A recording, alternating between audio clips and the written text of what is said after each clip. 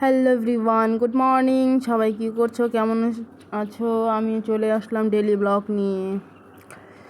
এই সকালবেলা উঠে টুটে আমার বড় আজকে কাজে যায়নি, কারণ আজকে ভোটের গণনা, সব কিছু কে জিতবে হেরবে ওটাও পরে দেখা যাবে।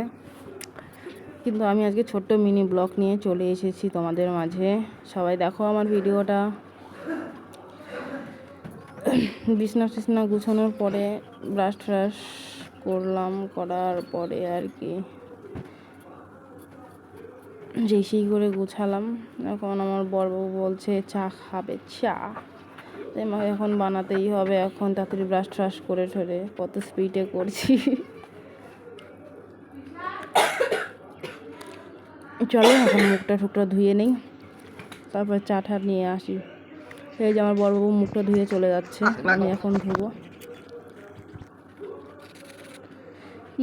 দেখো আমার দাঁতগুলো কত সুন্দর গ্লেস মারতেছে।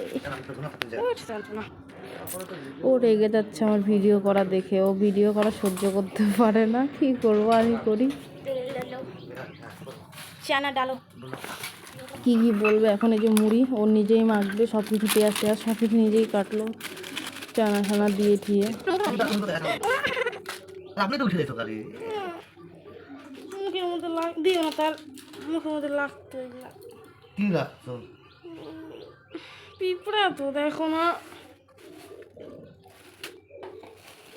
এগুলোই খাও, জাস্ট ওটা ছাড়ে দাও। তুমি জাস্ট খাবে, সব জাস্ট খাবে।